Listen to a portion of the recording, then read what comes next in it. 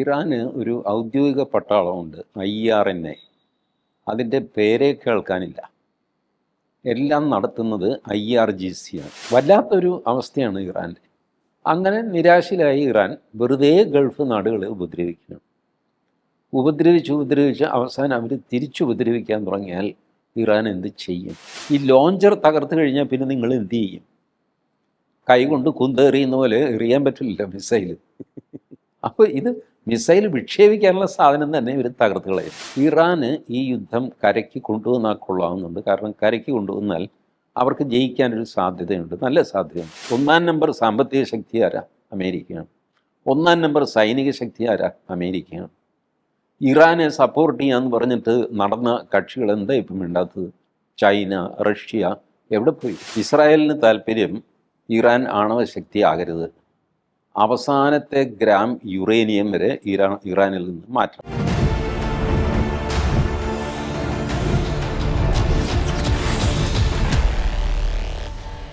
നമസ്കാരം, ടോക്കിംഗ് പോയിന്റിലേക്ക് സ്വാഗതം. പശ്ചിമേഷ്യയിൽ സമാധാനം ഇനിയും അകന്നു നിൽക്കുകയാണ് എന്നുള്ളതാണ് നമുക്ക് മനസ്സിലാക്കാൻ കഴിയുന്നത്. അയൽ രാജ്യങ്ങളെ, അറബ് രാഷ്ട്രങ്ങളെ ആക്രമിച്ചതിൽ ക്ഷമാപണം നടത്തിയ ഇറാൻ പക്ഷേ പിന്നീടും ആക്രമണം തുടരുന്നതാണ് ഇപ്പോൾ കാണാൻ കഴിയുന്നത്. മറുവശത്ത് നോക്കുകയാണ് എന്നുണ്ടെങ്കിൽ അമേരിക്കയിൽ ഇപ്പോൾ ശക്തമായ പ്രതിഷേധം ഉയരുന്നുണ്ട് യുദ്ധത്തിനെതിരെ. ഇപ്പോഴല്ല, നേരത്തെ തന്നെ ഉയർന്നിരുന്നു. അവർ പറയുന്നത് ഇസ്രായേലിന് വേണ്ടി യുദ്ധം ചെയ്ത് മരിക്കാൻ തങ്ങൾക്കാകില്ല എന്നാണ് പറയുന്നത്. ഒപ്പം അവിടെ ട്രംപിൻ്റെ വിമർശകർ വളരെ ശക്തമായി രംഗത്ത് വന്നിരിക്കുകയാണ്. എപ്സ്റ്റീൻ ഫയലിൽ ഇടം നേടിയതിൻ്റെ ജാള്യത മറയ്ക്കുവാൻ, അതിൻ്റെ തകർച്ച മറച്ചു വയ്ക്കുവാൻ വേണ്ടിയാണ് മറ്റൊരു യുദ്ധത്തിന് ട്രംപ് ഇവിടെ തുടക്കം കുറിച്ചിരിക്കുന്നത് എന്നുള്ളതാണ് വലിയ ആരോപണം. ഇതിനൊക്കെ അപ്പുറത്തേക്ക് നമ്മുടെ ജീവിതത്തെ നേരിട്ട് ബാധിക്കുന്ന മറ്റൊരു വിഷയം കൂടി നടക്കുന്നുണ്ട്. ക്രൂഡ് ഓയിൽ വില കുതിച്ചുയർന്നുകൊണ്ടിരിക്കുകയാണ്. പരിശോധിക്കാം നമുക്ക് സാഹചര്യങ്ങളെ. നമ്മോടൊപ്പം ചേരുന്നു രാഷ്ട്രീയ നിരീക്ഷകൻ ശ്രീ TG മോഹൻദാസ്. നമസ്കാരം സാർ, ടോക്കിംഗ് പോയിന്റിലേക്ക് സ്വാഗതം. നമസ്കാരം. സർ, ഈ ഇറാൻ ഈ വിഷയത്തിൽ കഴിഞ്ഞ ദിവസം സ്വീകരിച്ച നിലപാട് പ്രതീക്ഷ നൽകുന്നതായിരുന്നു. അതായത് ഇനി അയൽപക്കത്തെ അറബ് രാഷ്ട്രങ്ങളെ ആക്രമിക്കില്ല, ഇതുവരെ നടത്തിയ ആക്രമണത്തിന് ക്ഷമാപണം നടത്തി, തങ്ങളെ ആക്രമിക്കുന്നവരെ മാത്രമായിരിക്കും ഇനി ആക്രമിക്കുക എന്ന് പെസഷ്കിയാൻ പറഞ്ഞു. പക്ഷേ അതിനുശേഷവും അവർ ആക്രമണം തുടരുകയാണ്. കൂടെ അറിയാൻ കഴിയുന്നത് പരമോന്നത നേതാവിനെ ഔദ്യോഗികമായി അവർ തിരഞ്ഞെടുത്തു. അത്തരത്തിലുള്ള കാര്യങ്ങൾ കൂടി പുറത്തു വരുമ്പോഴും ഇസ്രായേൽ പറയുന്നു ആ നേതാവിനെയും തങ്ങൾ വധിക്കും എന്ന്. എന്താണ് ഈ കാര്യങ്ങളിൽ നിന്ന് നമുക്ക് മനസ്സിലാക്കേണ്ടത്? ലിയോ, ഇപ്പോൾ ഇറാൻ്റെ പ്രസിഡന്റ് പെസഷ്കിയാനാണ്. പക്ഷേ പെസഷ്കിയാൻ്റെ നിയന്ത്രണത്തിലൊന്നുമല്ല കാര്യങ്ങൾ. ഇറാന് ഒരു ഔദ്യോഗിക പട്ടാളമുണ്ട്, IRNA. അതിൻ്റെ പേരേ കേൾക്കാനില്ല. എല്ലാം നടത്തുന്നത് IRGC ആണ്. Iranian Revolutionary Guard Corps. അവർ റിപ്പോർട്ട് ചെയ്യുന്നത് സുപ്രീം ലീഡർക്കാണ്. അതായത് ഇതുവരെ അലി ഖമനേയ്ക്കാണ് അവർ റിപ്പോർട്ട് ചെയ്തുകൊണ്ടിരുന്നത്. ഇപ്പോൾ ആർക്ക് റിപ്പോർട്ട് ചെയ്യണം എന്നവർക്ക് അറിഞ്ഞുകൂടാ. കാരണം പുതിയ നേതൃത്വം അവർ തിരഞ്ഞെടുത്തിട്ടില്ല. തിരഞ്ഞെടുത്തു, അത് രഹസ്യമായിട്ട് വെച്ചു എന്നൊക്കെ പറയുന്നു. ഇന്ന് വന്ന വാർത്തയാണ് ഈ മകൻ മുജ്തബ ഖമേനി അങ്ങേര് സുപ്രീം ലീഡർ ആയിരിക്കും. അപ്പോൾ IRGC ആരുടെയും നിയന്ത്രണത്തിലല്ല. പെസഷ്കിയാൻ ഗൾഫ് രാജ്യങ്ങളോട് മാപ്പൊക്കെ പറഞ്ഞപ്പോൾ IRGC പരസ്യമായിട്ട് പറഞ്ഞു, പെസഷ്കിയാൻ എന്തും പറഞ്ഞോട്ടെ, ഞങ്ങൾ ആക്രമണം തുടരും. പെസഷ്കിയാൻ ഒരു പൊട്ടനാണ്, അയാൾക്ക് കാര്യമൊന്നും അറിഞ്ഞുകൂടാ എന്ന് പരസ്യമായിട്ട് പറഞ്ഞു. അവരാണ് ഈ നമ്മുടെ ഹോർമൂസ് കടലിടുക്ക് ബ്ലോക്ക് ചെയ്യും എന്നൊക്കെ പറഞ്ഞ് ഭീഷണിപ്പെടുന്നത്. എല്ലാം ചെയ്യുന്നത് IRGC ആണ്. പെസഷ്കിയാനും അവരുടെ ഫോറിൻ മിനിസ്റ്റർ ഉണ്ടല്ലോ, അബ്ബാസ് അറാഗ്ചി. അബ്ബാസ് അറാഗ്ചി ഒരു പോഡ്കാസ്റ്റിൽ പറഞ്ഞു IRGCയുടെ പുറത്ത് ഞങ്ങൾക്ക് കൺട്രോൾ ഇല്ല. പെസഷ്കിയാൻ പറഞ്ഞു there is A communication difficulty. ഇതൊക്കെ കാണിക്കുന്നത് ഇവരുടെ നിയന്ത്രണത്തിലല്ല കാര്യങ്ങൾ. IRGCയുടെ കമാൻഡർമാർ. അപ്പോൾ അതിൻ്റെ സുപ്രീം ലീഡർ പോയി കഴിഞ്ഞപ്പോൾ കമാൻഡർമാർക്ക് ഖമനേയി എഴുതി വച്ചിരുന്നു വിൽപത്രം പോലെ, ഞാൻ മരിച്ചു പോവുകയാണെങ്കിൽ ഞാൻ മരിക്കുന്നതിന് മുമ്പ് എന്തൊക്കെ നിർദ്ദേശം തന്നോ ആ നിർദ്ദേശങ്ങൾ പാലിച്ചുകൊണ്ടേയിരിക്കണം പുതിയൊരു സുപ്രീം ലീഡർ ഉണ്ടാവുന്നത് വരെ. അപ്പോൾ ഇപ്പോൾ പുതിയ സുപ്രീം ലീഡർ ഇല്ല. അതുകൊണ്ട് കമാൻഡർമാർക്കെല്ലാം അവർ തോന്നിയോ, ആരെ തല്ലണമെന്ന് തോന്നിയോ അവരെയൊക്കെ തല്ലിക്കൊണ്ടിരിക്കുന്നു ഖമനേയുടെ നിർദ്ദേശം അനുസരിച്ച്. ഇപ്പം ഇനി പുതിയ ലീഡർഷിപ്പ് വന്ന് അവർ ഈ IRGCക്ക് നിർദ്ദേശം കൊടുത്തു കഴിഞ്ഞാൽ അവർ ഈ ആക്രമണം നിർത്തും. പക്ഷേ പുതിയ ലീഡർഷിപ്പ് പുറത്തിറങ്ങുന്നതിന് മുമ്പ് ഇസ്രായേൽ അവരെ തീർത്ത് കളയുമെന്ന് പറഞ്ഞ് ഇസ്രായേൽ നിൽക്കുന്നു. ഇസ്രായേലിൻ്റെ ഭീഷണി ചില്ലറയല്ല. കാരണം പുതിയ ലീഡറെ തിരഞ്ഞെടുക്കാനായിട്ട് കഴിഞ്ഞ ആഴ്ച ഇവരൊരു ശ്രമം നടത്തി. അതിന് 55 പേര് കൂടണം പുതിയ ലീഡറെ തിരഞ്ഞെടുക്കാൻ. അതിൽ കൂടുതലും മത നേതാക്കളൊക്കെയാണ്. ഈ 55 പേര് കൂടാൻ അവർ നിശ്ചയിച്ച ബിൽഡിങ് ഇസ്രായേൽ ബോംബിട്ട് തകർത്ത് കളഞ്ഞു.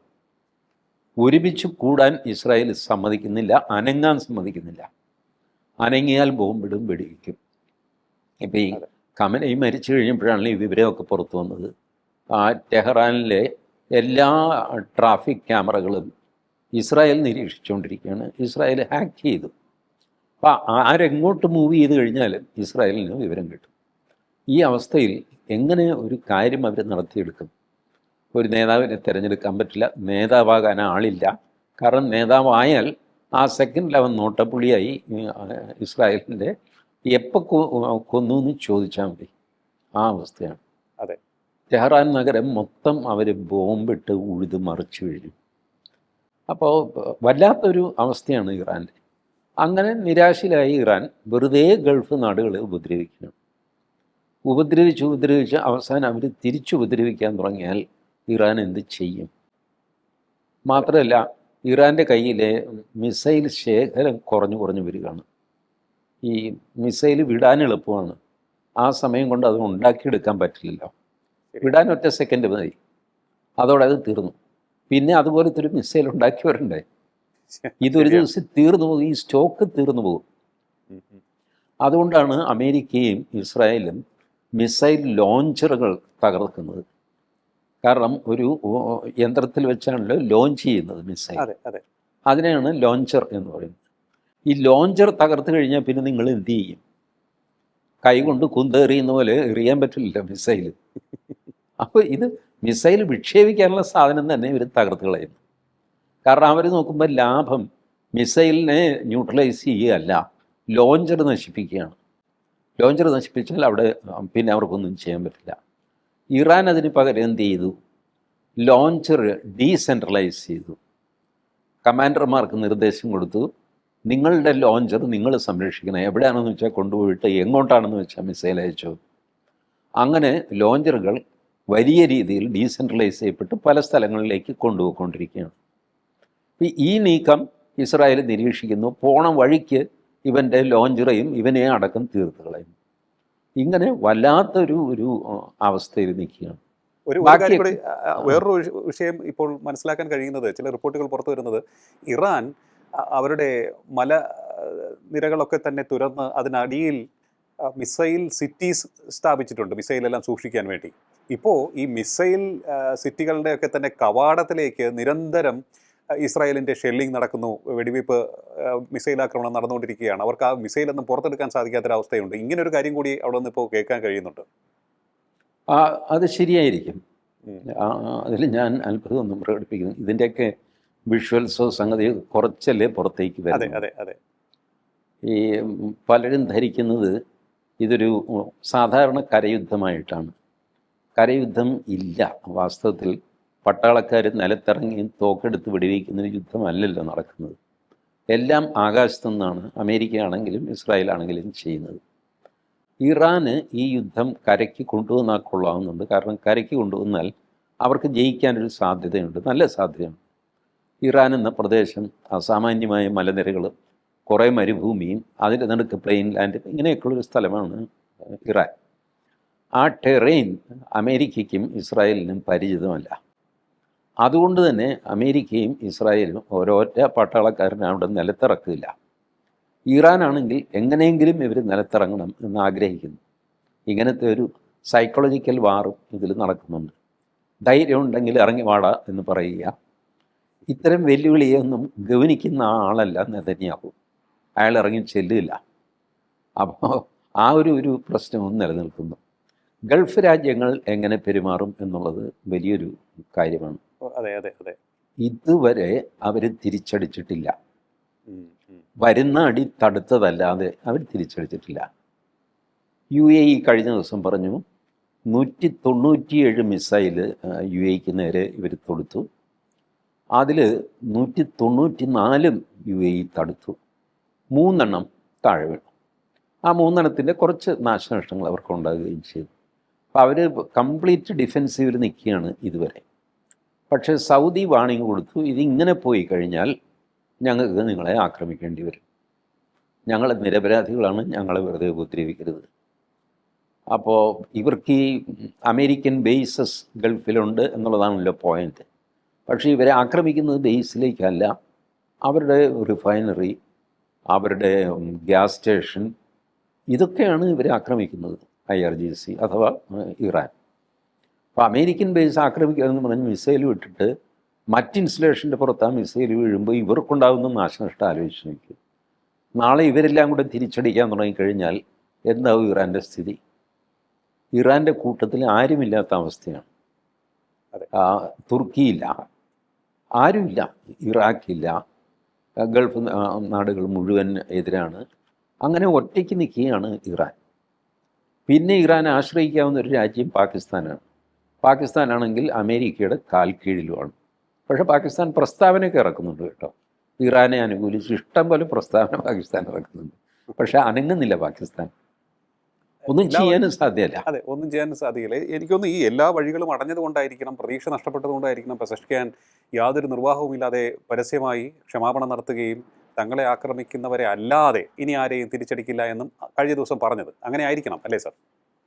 അല്ല, ഒന്ന് പെസഷ്കിയാനൊക്കെ സംസ്കാരമുള്ള മനുഷ്യരാണ്.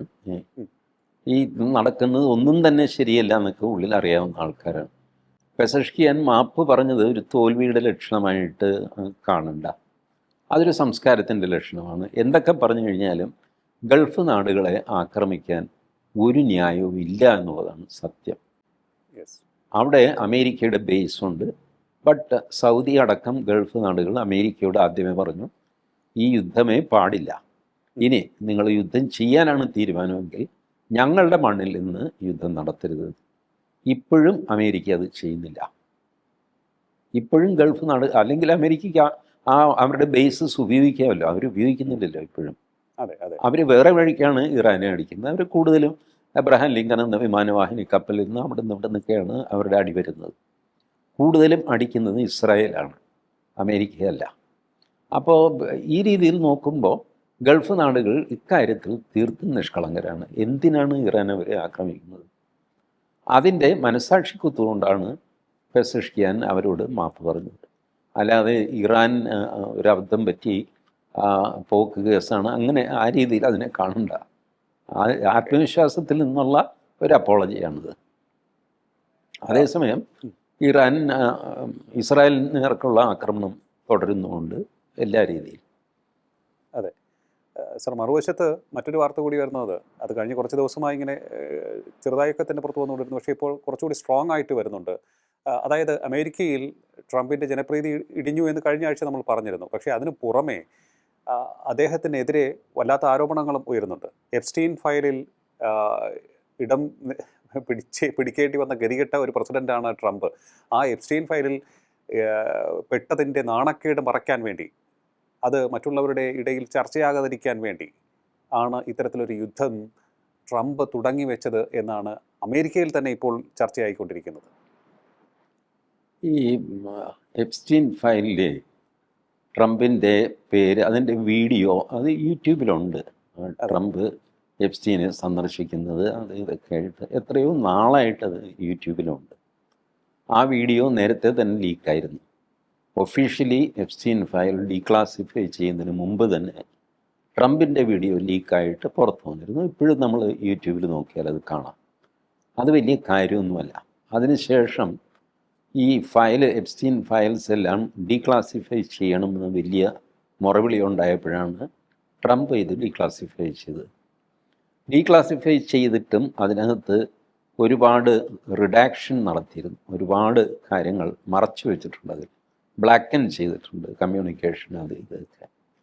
അപ്പോൾ ആ ഒരു ഇഷ്യൂ കഴിഞ്ഞ കുറേ കാലമായിട്ട് അമേരിക്കയിലുണ്ട്. പലരും പല രീതിയിലും ആ ഇഷ്യൂ കുത്തിപ്പൊക്കി വലുതാക്കാനൊക്കെ നോക്കുന്നുണ്ടെങ്കിലും അത് ഇപ്പോഴും ഒരു പ്രശ്നമായിട്ടില്ല. ഒന്നാമത് അമേരിക്കയിൽ ഈ പെണ്ണ് കേസ് വലിയൊരു കേസൊന്നുമല്ല. പണ്ട് ക്ലിൻ്റൻ്റെ കാര്യം ഓർമ്മയുണ്ടല്ലോ, അതെ അതെ. Clinton Monica Lewinsky affair. അത് പുറത്തു വന്നു കഴിഞ്ഞപ്പോൾ ഇതുപോലെ വലിയ ബഹളം നടന്നു. ഒടുവിൽ ക്ലിൻ്റനെ ഇംപീച്ച് ചെയ്യും എന്ന് പറഞ്ഞ് ഇംപീച്ച്മെൻറ്റ് മോഷൻ കൊണ്ടുവന്നു. ആ ഇംപീച്ച്മെൻറ്റ് മോഷൻ അവരുടെ സെനറ്റും മറ്റ് സാധനമൊക്കെ ഉണ്ട്, അതിൽ ഒരെണ്ണത്തിൽ പാസ്സായി, മറ്റതിൽ തോറ്റുപോയി. പക്ഷേ അതിൽ ഇഷ്യൂ എന്തായിരുന്നു? ഒന്ന്, ക്ലിൻ്റൺ നുണ പറഞ്ഞു. വേറൊന്ന്, ക്ലിൻ്റൺ നിയമവാഴ്ചയ്ക്ക് വിരുദ്ധമായി പ്രവർത്തിച്ചു. ഇതാണ്. അല്ലാതെ മോണിക്ക ലെവിൻസ്കിയായിട്ട് ബന്ധപ്പെട്ടു അത് മോശമായി പോയി എന്നല്ല. അങ്ങനത്തെ ഒരു കേസ് അവർക്കില്ല. മോണിക്ക ലെവിൻസ്കിയായിട്ട് ബന്ധമുണ്ടോ എന്ന് ചോദിച്ചപ്പോൾ ഇല്ല എന്ന് ക്ലിൻ്റൺ പറഞ്ഞു. ആ നുണ പറഞ്ഞതിൻ്റെ പേരിൽ ക്ലിൻ്റനെ ശിക്ഷിക്കണമെന്നാണ്, അല്ലാതെ ലെവിൻസ്കിയായിട്ട് ബന്ധപ്പെട്ടതിനല്ല. അപ്പോൾ അതാണ് അമേരിക്കക്കാരുടെ, നമ്മുടെ മൊറാലിറ്റി അല്ലല്ലോ അവരുടെ മൊറാലിറ്റി. അത് നല്ലത് ഇത് ചീത്ത എന്നുള്ള അർത്ഥത്തിലല്ല ഞാൻ പറയുന്നത്. അവരുടെ set of morality is different from us. അപ്പോൾ അത് അവിടെ യുദ്ധവിരുദ്ധരായ വലിയ ഒരു വിഭാഗമുണ്ട് അമേരിക്കയിൽ. പ്രകൃതി സ്നേഹികളുണ്ട്. പ്രകൃതി സ്നേഹികളോട് ഇയാൾക്ക് ട്രംപിന് മഹാപുച്ഛമാണ്. ട്രംപ് ഈ കാർബൺ ഡയോക്സൈഡ് ഉണ്ടാക്കുക അത് ഇത്, ട്രംപ് പറഞ്ഞു അതൊന്നും അതൊക്കെ ഇഷ്ടം പോലെ അങ്ങ് ചെയ്തോന്ന് പറഞ്ഞു. എത്രയെന്ന് വെച്ചാൽ പൊല്യൂഷനൊന്നും കാര്യമാക്കണ്ട എന്നൊക്കെ പറഞ്ഞു. അതോടെ ആ ലോബി ഭയങ്കരമായിട്ട് ട്രംപിനെതിരായി. ട്രംപിനെതിരായ ധാരാളം ആൾക്കാരുണ്ട്. ഇപ്പോൾ ഇന്ത്യയിലെ TV ചാനലുകൾ നോക്കിക്കോ, എല്ലാവരും, ഏകദേശം എല്ലാവരും തന്നെ ഇറാൻ അനുകൂലികളാണ്. എന്താ കാര്യം എന്ന് ചോദിച്ചാൽ അതങ്ങനെയാണ്. കുറേ അധികം പേര് നമ്മുടെ ആ ജെഫ്രി സാക്സ് ഉണ്ടല്ലോ, ജെഫ്രി സാക്സ് സൃഷ്ടിക്കുന്ന ഒരു നെറേറ്റീവ് ഉണ്ട്. അദ്ദേഹം പറയുന്നത് മുഴുവൻ തെറ്റാണെന്ന് ഞാൻ പറയുന്നില്ല. ബട്ട് ജെഫ്രി സാക്സിൻ്റെ നോളജ് ഓൺ ഹിസ്റ്ററി അത് വെച്ച് അദ്ദേഹം ട്രംപിനെ സൂപ്പറായിട്ട് ആക്രമിക്കുന്നു. അമേരിക്കയുടെ സകല നീക്കങ്ങളും തെറ്റാണെന്ന് പറയുന്നു. അപ്പോൾ നമ്മുടെ ആൾക്കാർക്കും അത് കേൾക്കുമ്പോൾ രോമാഞ്ചം ഉണ്ടാകുന്നു. ഇത് തന്നെ സത്യം എന്നൊക്കെ പറഞ്ഞിട്ട് ആ നരേറ്റീവിൻ്റെ പിന്നാലെ പോകുന്നു. അങ്ങനെ പ്രോ നരേറ്റീവായിട്ട് ഇന്ത്യൻ മാധ്യമങ്ങൾ പ്രോ നരേറ്റീവായിട്ട് നിൽക്കുന്നതിൻ്റെ ഒരു കാരണം ഇറാൻ എന്നത് ഇസ്ലാമിക രാജ്യമാണ്. ഇസ്ലാമിക രാജ്യത്തെ പിന്തുണയ്ക്കുക എന്നുള്ളത് ഇന്ത്യയുടെ ധർമ്മമാണ്. അതാണ് പ്രിൻസിപ്പിൾ നമ്പർ 1. പ്രിൻസിപ്പിൾ നമ്പർ 2, ഈ ജെഫ്രി സാക്സിൻ്റെ വാചകങ്ങൾ. അങ്ങനെ അമേരിക്കക്കാരനാണ്, കൊളംബിയ യൂണിവേഴ്സിറ്റിയിലെ പ്രൊഫസറാണ്. അതോ ആയിരുന്നു എന്ന് തോന്നുന്നു, ഇപ്പോൾ റിട്ടയർ ആയിരുന്നു. എനിവേ, വളരെ അട്രാക്റ്റീവായിട്ട് കൺവിൻസിങ് ആയിട്ട് സംസാരിക്കുന്ന മനുഷ്യനാണ്. ഈ ബഹളത്തിലൊക്കെ ആൾക്കാർ പെട്ടുപോകും. ഈ ലിയോയ്ക്ക് ഓർമ്മയുണ്ടോ, ഇടയ്ക്ക് ഈ വേൾഡ് ഹാപ്പിനെസ് ഇൻഡെക്സ് എന്ന് പറഞ്ഞൊരു തന്ത്രം വന്നിരുന്നു. അതെ അതെ. അതിൽ ശ്രീലങ്ക ഇന്ത്യയേക്കാൾ ഹാപ്പിയായ നഗരമാണ്, രാജ്യമാണ്. പിന്നെ ഇത് നേപ്പാൾ ഹാപ്പിയായ രാജ്യമാണ്. ബംഗ്ലാദേശ് ഇന്ത്യയേക്കാൾ ഭേദമാണ്, ഹാപ്പിയാണ്. പാകിസ്ഥാൻ ഇന്ത്യയേക്കാൾ ഹാപ്പിയാണ്. അതിനൊക്കെ താഴെ ഇന്ത്യയുടെ റാങ്കിങ് വരുന്നുള്ളൂ. ഇവിടെ പിണറായി വിജയൻ മുതൽ ആനാവൂർ നാഗപ്പൻ വരെയുള്ളവർ ആ റിപ്പോർട്ട് എടുത്തിട്ട് ആഘോഷിച്ചു. ഇത് കണ്ടോ, നരേന്ദ്രമോദി കാരണം നമ്മളേറ്റവും പുറകിലായി എന്നൊക്കെ പറഞ്ഞു. എന്തോ ആയിക്കോട്ടെ, ആ റിപ്പോർട്ടിൻ്റെ കോ ഓതർ ജെഫ്രി സാക്സാണ്. പലർക്കും ഇത് അറിയില്ല. ജെഫ്രി സാക്സിനും ഒരു അജണ്ടയുണ്ട്. ജെഫ്രി സാക്സ് പുറമേ കേൾക്കുമ്പോൾ നമുക്ക് വളരെ നിഷ്പക്ഷനായ നല്ല ഒരു മനുഷ്യസ്നേഹിയാണെന്നൊക്കെ തോന്നും. അദ്ദേഹം മനുഷ്യസ്നേഹിക്കായിരിക്കാം, പക്ഷേ അദ്ദേഹത്തിനും ഒരു അജണ്ടയുണ്ട്. ഇപ്പോൾ ഈ വക നരേറ്റീവിൽ നമ്മൾ പോയി പെട്ടിട്ട് നമ്മളെടുക്കേണ്ട, നമുക്ക് ഇന്ത്യക്ക് ഗുണകരമായ ഒരു നിലപാടുണ്ടല്ലോ, ആ നിലപാട് നമ്മൾ വിട്ടുകളയുന്നു. സാമാന്യ ബുദ്ധിക്ക് ഇന്ത്യയിലെ ഒരു കർഷകനോടോ കച്ചവടക്കാരനോടോ ചോദിച്ചു കഴിഞ്ഞാൽ അയാൾ പറഞ്ഞു തരും നമ്മൾ എടുക്കേണ്ട നിലപാടെന്താ. കാരണം അയാൾക്ക് സ്വന്തം രാജ്യം മാത്രമേ ചിത്രത്തിലുള്ളൂ, മറ്റ് രാജ്യങ്ങൾ ചിത്രത്തിലില്ല, ഉണ്ടാവേണ്ട കാര്യവുമില്ല. എന്തിനാണ് വല്ലവരുടെയും കാര്യത്തിൽ നമ്മൾ നിലപാടെടുക്കണം, അയാളെ പിന്തുണയ്ക്കണം, ഇയാളെ പിന്തുണയ്ക്കണം? നമുക്ക് ആവശ്യമില്ലാത്ത കാര്യങ്ങൾ, അതിനൊന്നും പോവാതിരിക്കുക, അവനവൻ്റെ കാര്യം നോക്കി ജീവിക്കുക. അല്ല, ഈ ജെഫ്രി സാക്സ് പറഞ്ഞൊരു കാര്യം, അതായത് ലോകം വല്ലാത്ത രീതിയിലുള്ള സാമ്പത്തിക തകർച്ചയിലേക്ക് പോകും, ബ്രിക്സ് ഇടപെടണം എന്നൊക്കെയാണ് അദ്ദേഹം ആവശ്യപ്പെടുന്നത് ഈ യുദ്ധം മൂലം. അതുപോലെ തന്നെ ഇറാനിലെ ഈ ഭരണമാറ്റ നീക്കത്തിൽ അമേരിക്ക പരാജയപ്പെടും ഇതൊക്കെ അദ്ദേഹം പറഞ്ഞ കാര്യങ്ങളാണ്. കൂടാതെ തന്നെ ഇസ്രായേലിനെതിരെ അദ്ദേഹം രൂക്ഷ വിമർശനവും ഉന്നയിച്ചിട്ടുണ്ട്. വളരെ മോശം പദങ്ങൾ ഉപയോഗിച്ചുകൊണ്ട് നെതന്യാഹുവിനെ വിശേഷിപ്പിക്കുകയും ചെയ്തിട്ടുണ്ട്. അത് വലിയൊരു കാര്യം. അമേരിക്കയ്ക്ക് ഒരു ഭരണമാറ്റം ആവശ്യമില്ല എന്ന് വെച്ചു. അപ്പോൾ ജെഫ്രി സാക്സിൻ്റെ ആർഗ്യുമെൻ്റ് അടിത്തറ പോയില്ലേ? അതെ. ഈ ഭരണമാറ്റം ആണ് ഞങ്ങളുടെ ഉദ്ദേശം എന്ന് അമേരിക്ക പുറത്ത് പറയുന്നു. ബട്ട് ഉള്ളിൽ അവർക്കതിൻ്റെ ആവശ്യമില്ല. ഇപ്പോൾ ഭരണമാറ്റം ആഗ്രഹിച്ചാണ് അവർ അഫ്ഗാനിസ്ഥാനിൽ ഇടപെട്ടത്. 20 വർഷം കഴിഞ്ഞപ്പോൾ അമേരിക്ക തോറ്റ് പിൻവാങ്ങി എന്ന് നമ്മുടെ ഒരു വിലയിരുത്തലാണത്. അമേരിക്കൻ എസ്റ്റാബ്ലിഷ്മെൻറ്റിന് അറിയാം എപ്പോൾ അഫ്ഗാനിസ്ഥാനിൽ കയറണം, എപ്പോൾ ഇറങ്ങണം. നമ്മൾ വിചാരിക്കുന്ന രീതിയിൽ അമേരിക്ക പെരുമാറിയില്ലെങ്കിൽ അമേരിക്ക തോറ്റു എന്ന് നമ്മൾ പ്രഖ്യാപിക്കുന്നു. അമേരിക്ക തോറ്റിട്ടൊന്നുമില്ല, അവർ മുന്നോട്ട് തന്നെയാണ് പോകുന്നത്. ഇപ്പോൾ മഡ്യൂറോയെ അവർ പിടിച്ചുകൊണ്ട് പോയി. അതെ. അവിടെ വേണമെങ്കിൽ അവർക്ക് നേരിട്ട് വെനിസ്വേല അവർക്ക് നേരിട്ട് ഭരിക്കാം. എന്താ തടസ്സം? അവരത് ചെയ്തില്ല. അവർ മഡ്യൂറോയുടെ വൈസ് പ്രസിഡൻറ്റിനെ വിളിച്ച് പ്രസിഡൻ്റാക്കി അവിടെ വെച്ചു. ആ പ്രസിഡൻറ്റ് അവർക്ക് കിട്ടിയ നോബൽ സമ്മാനം ട്രംപിന് സമർപ്പിക്കുകയും ചെയ്തു. സംഗതി ജോറായി. അവിടെ ട്രംപ് ജയിച്ചോ തോറ്റോ, വേണമെങ്കിൽ തോറ്റു നമുക്ക് ആർഗ്യൂ ചെയ്യാം. താൻ മഡ്യൂറോയെ പിടിച്ചുകൊണ്ട് പോയിട്ട് എന്ത് നേടിയിടൂ എന്നൊക്കെ ചോദിക്കാം. നേടേണ്ടത് അങ്ങേര് നേടിയിട്ടുണ്ട് വെനിസ്വേലയിൽ. ഇതുപോലെ പല കഥകൾ ഞാൻ കേൾക്കാറുണ്ട്. വിയറ്റ്നാമിൽ അമേരിക്ക തോറ്റു, ക്യൂബയിൽ അമേരിക്ക തോറ്റു.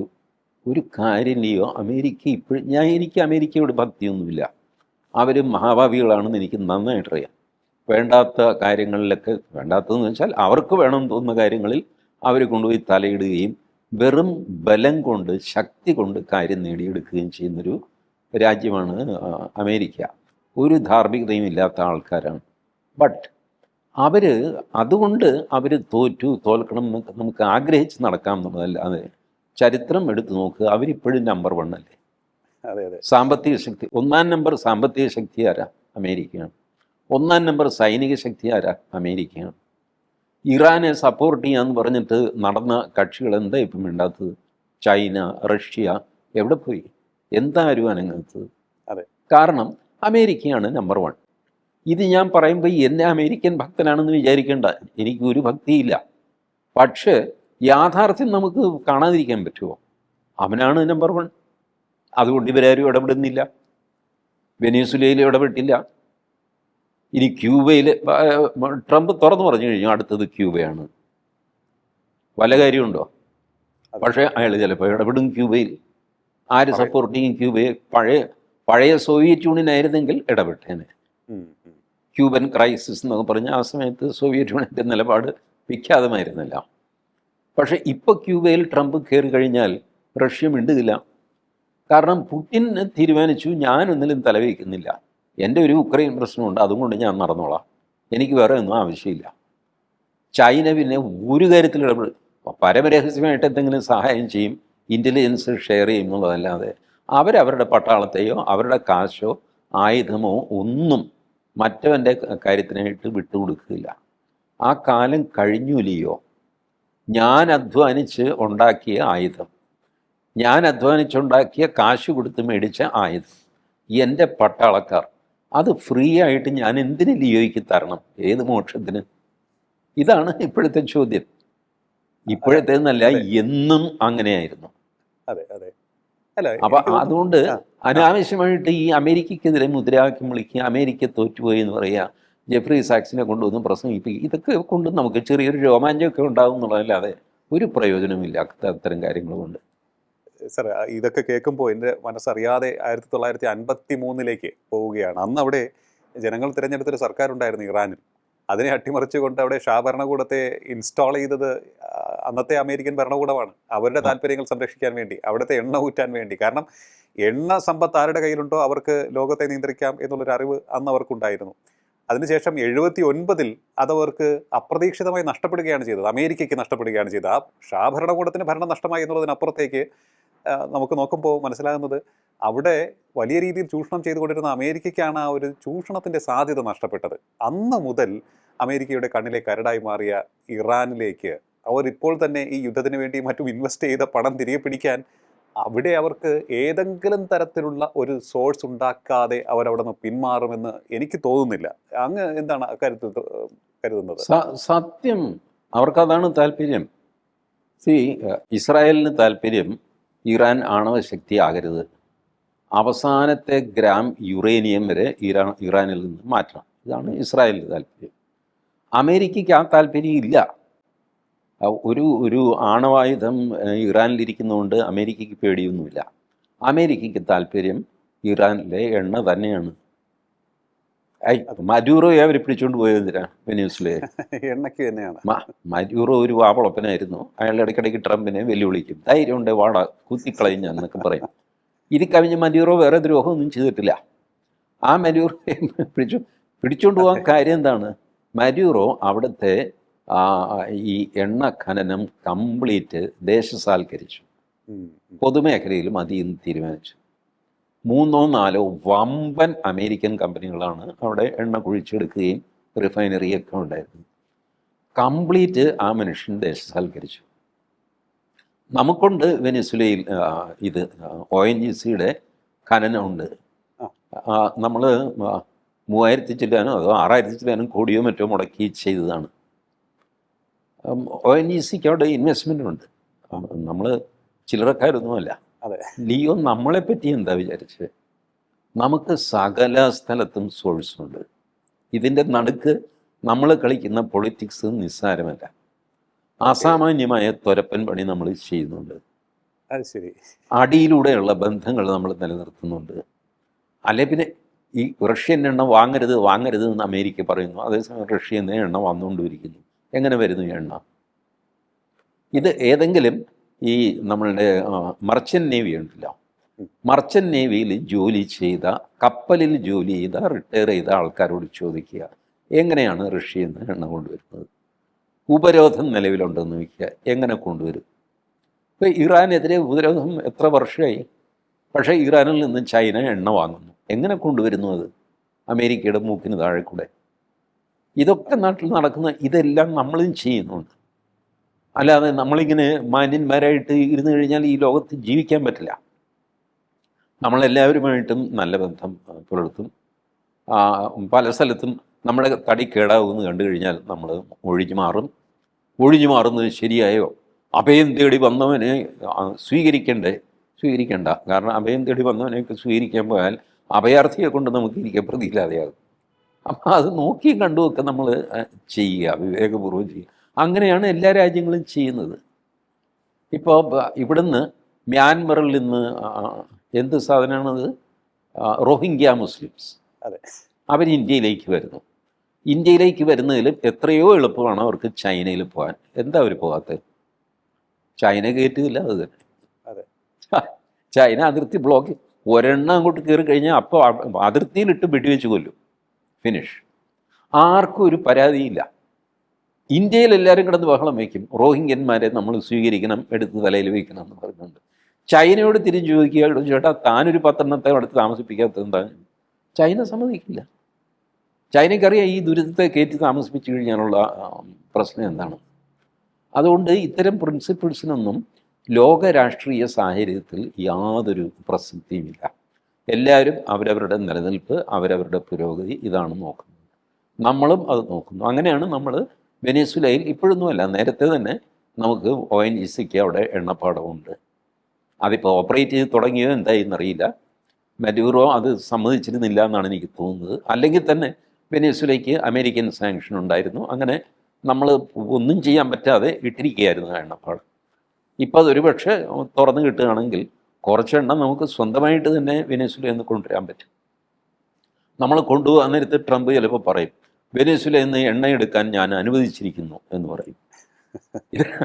നേരത്തെ നമുക്ക് എണ്ണപ്പാടമുണ്ട്, നമുക്ക് കൊണ്ടുപോകാൻ ഇയാളുടെ അനുവാദമൊന്നും വേണ്ട. പക്ഷേ പുള്ളി പറയും. ഈ കാർന്നൊരു വിഷമിച്ച് കഴിഞ്ഞ് അയലോക്കത്തുകാരൻ തെങ്ങ് കയറി തേങ്ങ ഇടും. ഇട്ടുകൊണ്ട് പോകുമ്പോൾ ഈ കാർന്നൊരു ഇറയത്തിരുന്ന് പറയും, മോനെ ഇത് ഞാൻ തന്നയച്ചതാണെന്ന് അമ്മയോട് പറ എന്ന് പറയും. അതുപോലെ ചില കാര്യങ്ങളിലൊക്കെ ട്രംപ് ഇങ്ങനെ ഞാൻ അനുവദിച്ചിരിക്കുന്നു. സൂര്യൻ കിഴക്കുതിക്കാൻ ഞാൻ അനുവദിച്ചു എന്നൊക്കെ പറയും. അപ്പോൾ നമ്മളതിന് പ്രതികരിക്കാനൊന്നും പോകരുത്. കാരണം ഇങ്ങനെ ഒരു വാവളപ്പനാണ് ആള്. പക്ഷേ എന്ത് ചെയ്യാം, അങ്ങേര് അമേരിക്കൻ പ്രസിഡൻ്റാണ്, മനസ്സിലായി. അപ്പോൾ നമ്മൾ ചിലതൊക്കെ കേട്ടില്ല എന്ന് വിചാരിക്കുക. ഈ സ്ലാങ്ങിങ് മാച്ച് കാണാൻ ആൾ കൂടും, അങ്ങോട്ടും ഇങ്ങോട്ടും തെറി പറയുന്നത് എല്ലാവർക്കും രസമാണ്. മോദി ട്രംപിനെ പറഞ്ഞു, ട്രംപ് തിരിച്ച് മോദിയെ പറഞ്ഞു, വീണ്ടും അങ്ങോട്ട് പറഞ്ഞു, ഇങ്ങോട്ട് പറഞ്ഞു. ആ കളിക്ക് മോദിയെ കിട്ടില്ല. മോദി അത്തരം കാര്യങ്ങൾക്ക് മറുപടി കൊടുക്കുകയില്ല, അത് വർദ്ധിപ്പിക്കാനായിട്ട് നിൽക്കുകയുമില്ല. പക്ഷേ ഒരു കാരണവശാലും നമ്മളുടെ താല്പര്യം വിട്ടുകൊടുക്കുകയുമില്ല, കൊടുത്തിട്ടുമില്ല ഇതുവരെ. അല്ല സാർ, വേറൊരു കാര്യം കൂടി. ഇപ്പോൾ ഇറാൻ്റെ കയ്യിലേക്ക് ഒരു ആയുധം എത്തുകയാണോ എന്ന് തോന്നുന്നു. അതായത് എണ്ണ വില, ക്രൂഡ് ഓയിൽ വില കുതിച്ചുയരുകയാണ്, $100 കഴിഞ്ഞ് ബാരലിന്. ഇത് യുദ്ധത്തെ ഏത് രീതിയിൽ ബാധിക്കും ഇനി അങ്ങോട്ട് എന്നാണ് കരുതുന്നത്? അല്ല, അത് തീർച്ചയായിട്ടും അത് ബാധിക്കും. എണ്ണയാണെങ്കിലും ഗ്യാസ് ആണെങ്കിലും അതിൻ്റെ വിലവർധന, അതിൻ്റെ ബുദ്ധിമുട്ട് കുറച്ചൊക്കെ നമുക്കുണ്ടാവും. അതിപ്പോൾ എന്താ ചെയ്യുക? ഇതിലും വലിയ യുദ്ധം, രണ്ടാം ലോക മഹായുദ്ധം കഴിഞ്ഞപ്പോഴും നമ്മൾ ജീവിച്ചില്ലേ. അപ്പോൾ ഇതിപ്പോൾ ഒരു യുദ്ധമാണ്, സാഹചര്യം മോശമാണ്, അതിൻ്റേതായ ചില നിയന്ത്രണങ്ങളോ പ്രശ്നങ്ങളോ വരും. പക്ഷേ നമ്മളെ സമയത്തോളം ഒരു 2 മാസത്തേക്ക് എണ്ണയ്ക്ക് ഒരു തുള്ളി എണ്ണ പോലും കിട്ടിയില്ലെങ്കിൽ പോലും 2 മാസത്തേക്കുള്ള സ്റ്റോക്ക് നമ്മളിലുണ്ട്. ഗ്യാസാണ് നമ്മളെ വറി ചെയ്യുന്ന ഒരു ഘടകം. ഗ്യാസ് 1 മാസത്തേക്കുള്ളത് മറ്റേ 28 ദിവസമെന്നോ അങ്ങനെ എന്തോ ഒരു കണക്കാണ് വന്നത്. ബട്ട് അതിനു മുമ്പേ നമ്മളിത് വേറെ ഒപ്പിക്കും. ചെറിയ ചെറിയ എത്രയോ രാജ്യങ്ങളുമായിട്ട് നമ്മൾ കരാറുണ്ടാക്കിയിട്ടുണ്ടെന്നറിയാം. ആഫ്രിക്കൻ രാജ്യങ്ങളുമായിട്ട്, സൗത്ത് ആഫ്രിക്കയിലെ ഏകദേശം എല്ലാ രാജ്യങ്ങളുമായിട്ടൊക്കെ നമുക്ക് വാണിജ്യ കരാറുണ്ട്. അതുകൊണ്ട് അതിൻ്റെ സോഴ്സസ് നമ്മൾ മാക്സിമം ഉപയോഗിക്കും. നമ്പർ 2, നമ്മളുടെ നിർത്തിവെച്ചിരുന്ന പ്രൊഡക്ഷൻ. നമ്മൾ എണ്ണ വാങ്ങുമ്പോൾ നമ്മൾ ചെയ്യുന്നതെന്ന് വെച്ചാൽ, നമ്മളുടെ ഈ കാവേരി ബേസിൻ, അത് ഗ്യാസിൻ്റെയാണ്, കിഴക്ക് ആന്ധ്രയുടെ തീരം. പിന്നെ പടിഞ്ഞാറ് ബോംബെ ഹൈ, അത് എണ്ണയാണ്. ഇതിൻ്റെയൊക്കെ പ്രൊഡക്ഷൻ നമ്മൾ കുറച്ച് നിർത്തിയിരിക്കുക, എന്നിട്ട് നമ്മൾ പുറത്തുനിന്ന് വാങ്ങുകയാണ്. ഇതെല്ലാവരും ചെയ്യുന്നൊരു ടെക്നിക്കാണ്. റഷ്യയും അമേരിക്ക എത്രയോ കാലമായിട്ട് അവരുടെ സ്വന്തം എണ്ണ എടുക്കുന്നില്ല. ഇപ്പോൾ ട്രംപ് വന്നപ്പോഴാണ് ഡ്രിൽ ബേബി ഡ്രിൽ എന്നൊക്കെ പറഞ്ഞിട്ട് തുടങ്ങിയിരിക്കുന്നത്. അതുവരെ അവർ നിർത്തിവെച്ചിരിക്കുക, വല്ലവൻ്റെ എണ്ണ വാങ്ങിച്ചിട്ട് ഉപയോഗിക്കുക. ഒടുവിൽ അവൻ്റെയൊക്കെ തീർന്ന് അവൻ തെണ്ടി പണ്ടാരടങ്ങുമ്പോൾ നമ്മുടെ എണ്ണ പുറത്ത് എടുക്കുക. ഇതാണ് അമേരിക്ക. റഷ്യയും അതെ. റഷ്യയിൽ തീർത്താലും തീരാത്ത എണ്ണ ശേഖരമുണ്ട്. പുടിൻ അടുത്ത കാലത്ത് ഈ ഉക്രൈൻ യുദ്ധം തുടങ്ങിയപ്പോഴല്ലേ പുടിൻ എണ്ണ വയ്ക്കാൻ തുടങ്ങിയത്. അതിനു മുമ്പ് എന്താ പുടിൻ നമുക്ക് എണ്ണ നമ്മളുമായിട്ട് വല്ല വഴക്കും ഉണ്ടായിരുന്നു? ഒന്നുമില്ല. വില കൂടുതലായിരുന്നു പുടിൻ്റെ എണ്ണയ്ക്ക്. യുദ്ധം തുടങ്ങി കഴിഞ്ഞപ്പോൾ പുടിൻ്റെ എണ്ണ വില കുറഞ്ഞ കാശിന് തരാം, അപ്പം നമ്മൾ മേടിക്കാൻ തുടങ്ങി. ഇതാണ് ഇതിൻ്റെ സത്യം. ഇത് പലതവണ നമ്മളെ വിദേശകാര്യമന്ത്രി ഡോക്ടർ ജയശങ്കർ പറഞ്ഞിട്ടുണ്ട്. വില കുറഞ്ഞ് കിട്ടുന്നു, അതുകൊണ്ടാണ് റഷ്യയിൽ നിന്ന് മേടിക്കുന്നത്. അല്ലാതെ ഞങ്ങൾ യുക്രൈൻ യുദ്ധത്തെ സഹായിക്കാനോ ഒന്നിനുമല്ല. ഈ വിലയ്ക്ക് നിങ്ങൾ തരുമോ, അമേരിക്ക തരുമോ? ഞങ്ങൾ മേടിച്ചോളാം. അങ്ങനെയാണ് കുറച്ച് അമേരിക്കയിൽ നിന്നും മേടിച്ചു. പക്ഷേ വില ഇത് തന്നെ, പുടിൻ തരുന്ന വിലയ്ക്ക് അമേരിക്കയും തരണം എങ്കിൽ ഞങ്ങൾ അമേരിക്കയിൽ നിന്നും മേടിച്ചോളാം. അപ്പോൾ ട്രംപ് പറഞ്ഞു, ഞങ്ങളുടെ വലിയൊരാഗ്രഹമാണ്, ഞങ്ങൾ എണ്ണ പ്രൊഡക്ഷൻ തുടങ്ങിക്കഴിഞ്ഞു, നിങ്ങൾ വാങ്ങുന്നു. ശരി, വാങ്ങാം. വെനീസുലയിൽ നിന്ന് ഓയിൽ വാങ്ങണം. വെനീസുല ഓയിൽ, ഒന്നാമത് ഈ ഭൂഖണ്ഡങ്ങൾ മാറുമ്പോൾ ഓയിലിൻ്റെ ക്വാളിറ്റി മാറും. വെറുതെ എവിടെന്നെങ്കിലും എണ്ണ കൊണ്ടുവന്നു കഴിഞ്ഞാൽ അത് റിഫൈൻ ചെയ്യാൻ നമുക്ക് പറ്റില്ല. റിഫൈനറികൾക്ക് അതിൻ്റെ സ്പെസിഫിക്കേഷനുണ്ട്. ആ ജാതി എണ്ണയ്ക്ക് പറ്റിയ റിഫൈനറിയാണ് അത്. വേറൊരു ജാതി എണ്ണ കൊണ്ടുവന്നു കഴിഞ്ഞാൽ അവിടെ റിഫൈൻ ചെയ്യാൻ പറ്റില്ല. ഈ പ്രായോഗിക പ്രശ്നങ്ങളൊക്കെ ഉണ്ട്. പക്ഷെ നമുക്ക് നേരത്തെ തന്നെ ONGCയുടെ ഇൻസ്റ്റലേഷൻ വെനീസുലയിലുള്ളതുകൊണ്ട് നമ്മൾ പ്രിപ്പയർഡാണ്. വെനീസുലൻ ഓയിൽ നമുക്ക് യൂസ് ചെയ്യാം, ഇവരുടെ റഷ്യയുടെ ഓയിൽ യൂസ് ചെയ്യാം, ഇറാൻ്റെ ഓയിൽ യൂസ് ചെയ്യാം. ഏകദേശം ഭൂമുഖത്ത് എവിടെയൊക്കെ എണ്ണയുണ്ടോ അവിടുത്തെയൊക്കെ എണ്ണ കൊണ്ടുവന്നാൽ നമുക്ക് റിഫൈൻ ചെയ്യാൻ പറ്റും. ഈ സംവിധാനം നമ്മൾ ഉണ്ടാക്കി വെച്ചിരിക്കുന്നത് നമുക്കൊരു ആപത്ത് വരാതിരിക്കാൻ വേണ്ടിയിട്ടാണ്. അതുകൊണ്ട് ഇന്ത്യൻ ജനത വലുതായിട്ട് പരിഭ്രമിക്കാനൊന്നുമില്ല. ഒരിടത്തു നിന്ന് അല്ലെങ്കിൽ വേറൊരിടത്തു നിന്ന് എണ്ണ ഇന്ത്യ വാങ്ങിയിരിക്കും. അപ്പോഴത്തേക്ക് ഈ യുദ്ധം തീരുകയോ, ഇറാൻ മുടിഞ്ഞ് പണ്ടാരടങ്ങുകയോ, അല്ലെങ്കിൽ അമേരിക്ക പിൻവലിയുകയോ, ഇസ്രായേൽ പോട്ടെന്ന് വയ്ക്കുകയോ എന്തെങ്കിലുമൊക്കെ സംഭവിക്കും. അതിൻ്റെ കോൺസിക്വൻസസിനെ പറ്റി നമ്മൾ വറി ചെയ്യേണ്ട. ഇറാനിലെ യുദ്ധം അമേരിക്ക തോൽക്കും, ശരി, തോക്കുമെങ്കിൽ തോക്കും, അതിന് നമുക്കെന്താ? ഇല്ല, അത് ജയിക്കും, ശരി, ജയിക്കുമെങ്കിൽ ജയിക്കും, നമുക്കെന്താ? ഇങ്ങനെ ചിന്തിച്ച് ശീലിക്കണം. വേണ്ടാത്ത കാര്യങ്ങളിൽ ടെൻഷനൊന്നും പോകണ്ട. നമ്മുടെ സപ്ലൈസ് എങ്ങനെ പോയി കഴിഞ്ഞാലും കറക്റ്റായിട്ട് മറ്റേ സൗത്ത് ആഫ്രിക്കയുടെ കേപ്പ് ഓഫ് ഗുഡ് ഹോപ്പ് കറങ്ങി ഇച്ചിരി താമസിക്കുമായിരിക്കും, പക്ഷേ എണ്ണ വരും. ആർക്കും ഒരു പാനിക്കിൻ്റെ ആവശ്യമില്ല. യെസ്, അതാണ് എന്തായാലും പശ്ചിമേഷ്യയിൽ ഇറാൻ്റെ സൈനിക നിലപാട് അത് അവിടുത്തെ പ്രസിഡന്റിന് വിരുദ്ധമായിട്ട് മുന്നോട്ട് പോയിക്കൊണ്ടിരിക്കുകയാണ്. IRGC, ഇറാനിയൻ റവല്യൂഷണറി ഗാർഡ് കോപ്പ്, അതുമായി ബന്ധപ്പെട്ടുള്ള അവരുടേതായ തീരുമാനത്തിലൂടെ മുന്നോട്ട് പോകുമ്പോൾ പ്രസിഡന്റിൻ്റെ വാക്ക് അപ്രസക്തമാവുകയും ചെയ്തിരിക്കുന്നു. ക്ഷമാപണം നടത്തിയ പ്രസിഡന്റ് ഇപ്പോൾ പശ്ചാത്തപിക്കുന്നുണ്ടാകണം. ഈ ഒരു സാഹചര്യം ഉണ്ടായതിൽ ഇറാൻ്റെ ഭാഗത്തു നിന്നും അറബ് രാഷ്ട്രങ്ങൾക്ക് നേരെയുള്ള ആക്രമണം ഇപ്പോഴും തുടർന്നുകൊണ്ടിരിക്കുകയാണ്. ഏതായാലും അവിടുത്തെ സാഹചര്യം ഇനിയും ശാന്തമായിട്ടില്ല എന്ന് ചുരുക്കം. ഇത് ക്രൂഡ് ഓയിൽ വില കുതിക്കുന്നതിന് കാരണമായിട്ടുണ്ട്. പക്ഷേ ഇന്ത്യ അക്കാര്യത്തിൽ ആശങ്കപ്പെടേണ്ട കാര്യമില്ല തൽക്കാലത്തേക്ക് എന്നുള്ളതാണ് TG മോഹൻദാസ് സാർ പറഞ്ഞിരിക്കുന്നത്.